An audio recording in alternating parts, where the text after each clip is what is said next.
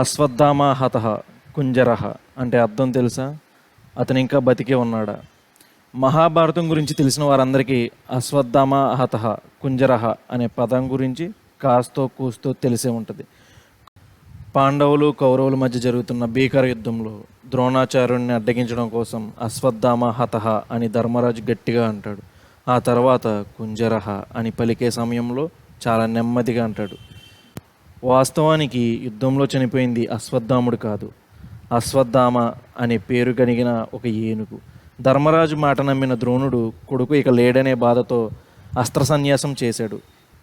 ఇదే అదునుగా దృష్టద్యుమ్నుడు పాండవుల గురువైన ద్రోణాచార్యుణ్ణి అంతమొందిస్తాడు. తండ్రి మరణవార్త తెలిసిన అశ్వత్థాముడు పాండవులను ఎలాగైనా చంపేయాలన్న కసితో రగిలిపోతాడు. దొరికిన వారిని దొరికినుంటూ చంపేస్తూ ఉంటాడు. అర్ధరాత్రి పూట పాండవులు నిద్రిస్తున్న ప్రాంతంపై దాడి చేస్తాడు అశ్వత్థాముడు. ఈ విషయాన్ని తెలుసుకున్న కృష్ణుడు పాండవులను అక్కడి నుండి వేరు చోటుకి తీసుకెళ్తాడు. అశ్వత్థాముడు దాడిలో పాండవ పుత్రులు సహా దాదాపు వారి సైన్యమంతా ప్రాణాలు కోల్పోతుంది. అశ్వత్థాముడు బ్రహ్మాస్త్రాన్ని ప్రయోగించగా అర్జునుడు పాశుపతాస్త్రాన్ని ప్రయోగిస్తాడు. ఈ ఆయుధాలతో లోకం మొత్తం నాశనం అవుతుందని భయపడిన యోగులు ఆయుధాలను వెనక్కి తీసుకోవాలని కోరారు. దీంతో అర్జునుడు పాశుపతాస్త్రాన్ని ఉపసంహరించుకుంటాడు. కానీ అశ్వత్థాముడు మాత్రం ఒకేసారి ప్రయోగించడానికి వీలున్న బ్రహ్మాస్త్రాన్ని ఉత్తర గర్భంలో పెరుగుతున్న పరీక్షితుడిపైకి మళ్లిస్తాడు. దీంతో కృష్ణుడు కోపంతో అశ్వత్థాముడిని శపిస్తాడు. కుష్టి వ్యాధితో 3000 ఏళ్ల పాటు ఒంటరిగా బతకమని చెప్పి వెళ్ళిపోతాడు.